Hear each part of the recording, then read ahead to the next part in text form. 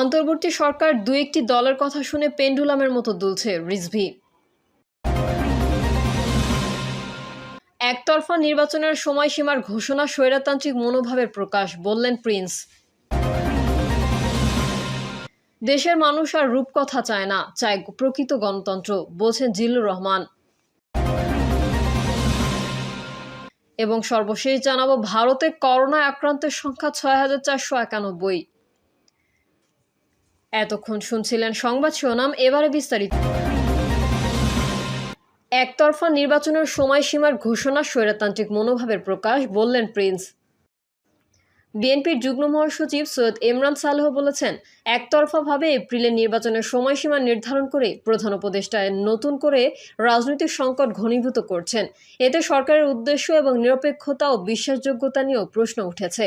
সরকারের এমন আচরণ জনগণকে নিরপেক্ষ সরকারের অধীনে নির্বাচনের দাবিতে রাজপথমুখী করতে পারে।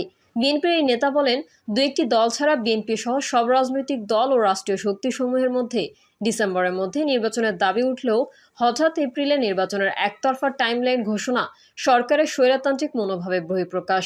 দুঃখজনক হলেও সত্য, কর্তৃত্ববাদী একনায়ক হাসিনার মতো নির্বাচন প্রশ্নে রাজনৈতিক দলগুলোকে অবজ্ঞা ও উপেক্ষা করছেন মোহাম্মদ ইউনূস। সরকার যদি নির্বাচন সংক্রান্ত একতরফা পরিকল্পনা পরিহার না করে, তবে নির্বাচন ও গণতন্ত্রের জন্য অপেক্ষারত জনগণকে সঙ্গে নিয়ে বিএনপি যে কোনো সিদ্ধান্ত নিতে দ্বিধা করবে না। আলোচনার মাধ্যমে নির্বাচনের নতুন সময়সীমা ঘোষণার দাবি জানিয়ে ইমরান সালেহ বলেন, ঢাকায় বিভিন্ন পয়েন্টে সভা সমাবেশের ওপর যত নিষেধাজ্ঞা দেওয়া হোক না কেন, তারেক রহমান ডাক দিলে নিরপেক্ষ নির্বাচনের দাবিতে রাজধানীতে তিল ধারণের জায়গা থাকবে না। জনগণ দাবি আদায় না হওয়া পর্যন্ত ঢাকা ছাড়বে না। এমন পরিস্থিতি বিএনপি চায় না উল্লেখ করে তিনি বলেন, বিএনপি গণ অভ্যুত্থানের আকাঙ্ক্ষা ধূলিসাৎ হতে দেবে না। দেশের মানুষ আর রূপকথা চায় না, চায় প্রকৃত। অন্তর্বর্তী সরকার দু একটি দলের কথা শুনে পেন্ডুলামের মতো দুলছে রিজভী। বিএনপির সিনিয়র যুগ্ম মহাসচিব রুহুল কবির রিজভী বলেছেন, যে কোনো ইস্যুতে ধর্ম ও শহীদদের টেনে এনে দুই একটি রাজনৈতিক দল সরকারের উপর প্রভাব বিস্তার করছে। সুনির্দিষ্ট এজেন্ডা বাস্তবায়ন করতে দু একটি রাজনৈতিক দল শহীদদের রক্ত ও ধর্মকে টেনে নিয়ে আসে। অন্তর্বর্তী সরকার দুই একটি রাজনৈতিক দলের কথা শুনে পেন্ডুলামের মতো দুলছে। ডিসেম্বর নির্বাচনের উপযুক্ত সময় বলে মন্তব্য করে বিএনপির মুখপাত্র বলেন, কোনো এক রাজনৈতিক দলের নেতা বলছেন, শহীদদের মর্যাদা ক্ষুণ্ণ হয় এমন কাজ করা যাবে না। তারা ৭১-এ শহীদদের কথা কি ভুলে গেছেন? ১৯৮৬ সালের নির্বাচনের কথা কি ভুলে গেছেন? আসলে তারা ধর্মকে পুঁজি করে রাজনীতি করতে চান। তিনি বলেন, এপ্রিল মাসে তো প্রচণ্ড খরতাপ থাকে, ঝড় বৃষ্টি হয়, এসএসসি পরীক্ষা সহ অন্যান্য পরীক্ষা থাকে, মাদ্রাসার পরীক্ষা থাকে। সে সময় কেবল রোজার ঈদ শেষ হবে। এপ্রিলে নির্বাচন হলে রমজানে প্রচারণা চালাতে হবে। রোজা রেখে প্রচারণা চালাবে কিভাবে? মানুষ রোজা রাখবে না নির্বাচনের প্রচারণা চালাবে? রুহুল কবির রিজভী বলেন, জনগণের আবেগ ধারণ করলে সরকার বিতর্কিত হবে না, তবে বিশেষ কোনো দলকে সুবিধা দিতে গেলে সরকারের প্রতি মানুষের আস্থা নষ্ট হবে। বিএনপির এই নেতা আরও বলেন, দেশে করোনার প্রাদুর্ভাব বাড়লেও উল্লেখযোগ্য কোনো পদক্ষেপ নিচ্ছে না অন্তর্বর্তী সরকার। কোরবানির পশুর চামড়ার ন্যায্য মূল্য থেকে চামড়া বিক্রেতারা বঞ্চিত হয়েছেন। সাধারণ মানুষ স্বাচ্ছন্দ্যে ঈদ করতে পেরেছে কিনা এমন প্রশ্ন রেখে রিজভী বলেন, দেশের মানুষ আর রূপকথা চায় না, চায় প্রকৃত গণতন্ত্র, বলছেন জিল্লুর রহমান।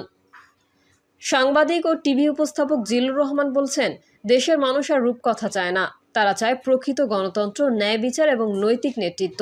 তিনি বলেন, অন্তর্বর্তী সরকার ক্ষমতায় আসার পর মানুষ ভেবেছে এবার সত্যি এক ভিন্ন ধারার রাজনীতি দেখবে বাংলাদেশ। কিন্তু এখন দেখা যাচ্ছে পুরনো অভ্যাস, পুরনো অহংকার এবং সেই চেনা সুযোগ সন্ধানীরাই আবার ফিরে এসেছে নতুন মোড়কে, এক নতুন মোহে। ২০২৪ সালের আন্দোলন ছিল একেবারেই ব্যতিক্রম। এর জন্ম কোনো বড় রাজনৈতিক দল বা আন্তর্জাতিক শক্তির সহায়তায় নয়, বরং ছাত্র, তরুণ, বেকার, মাদ্রাসার ছাত্রী, বিশ্ববিদ্যালয়ের ছাত্রী, স্কুলের ছাত্রী, এমনকি পল্লীর কৃষকের ক্ষোভের বিস্ফোরণে হয়েছে। সঙ্গে তো রাজনৈতিক নেতাকর্মী ছিলই। কোটা সংস্কার আন্দোলনকে কেন্দ্র করে যে বিক্ষোভ শুরু হয়েছিল, সেটি হঠাৎ করেই এক জাতীয় গণ অভ্যুত্থানের রূপ নেয়। আবু সাঈদের মৃত্যুর ঘটনার ভিডিও যখন ভাইরাল হলো, তখন যেন রাষ্ট্র ব্যবস্থার ওপর জমে থাকা সব ক্ষোভ বিস্ফোরিত হয়। তিনি আরও বলেন, এই আন্দোলনের ছিল না কোনো কেন্দ্র, নেতা বা চেনা রাজনৈতিক পতাকা। তবু এই অদৃশ্য আন্দোলনের শক্তি এতটাই প্রভাব ফেলেছিল যে দেশের দীর্ঘমেয়াদী শাসককেও বিদায় নিতে হয়।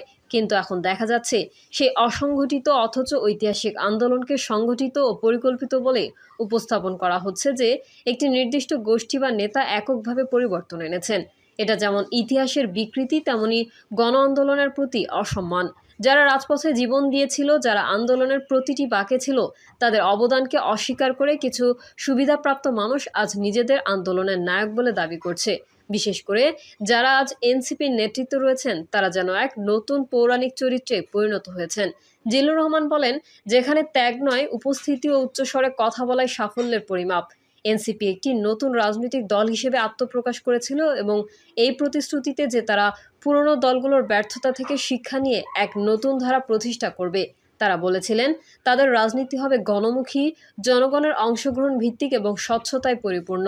কিন্তু বাস্তবতা হলো 3 মাসের মধ্যে দলটির নেতারা যে ধরনের জীবনযাপন, বক্তব্য আর কর্মকাণ্ডে জড়িয়ে পড়েছেন, তা দেখে মানুষ হতাশ।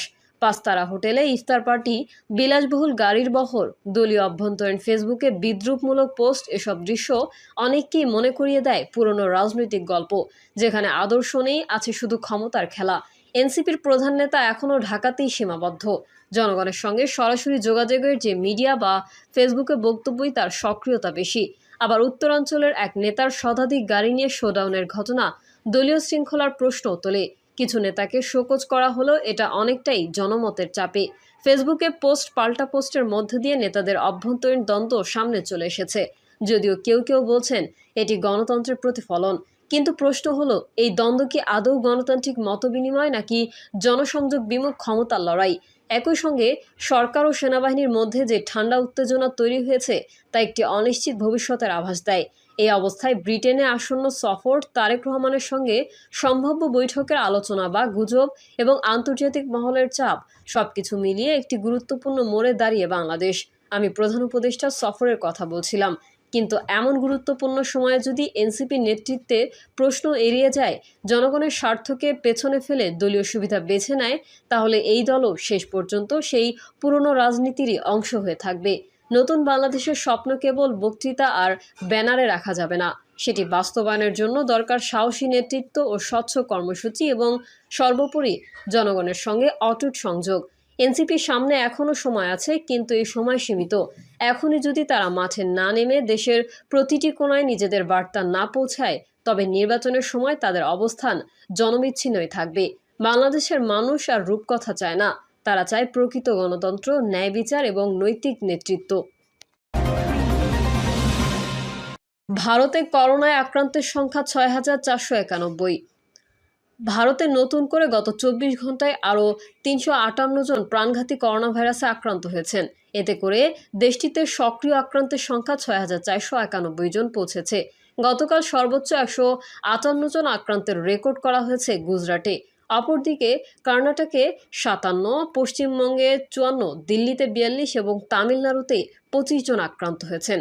সোমবার ভারতের স্বাস্থ্য মন্ত্রণালয়ের তথ্য অনুযায়ী এখন সবচেয়ে বেশি সংক্রমণ দেখা যাচ্ছে কেরালায়। সেখানে বর্তমান সক্রিয় আক্রান্তের সংখ্যা ১,৯৫৭ জন।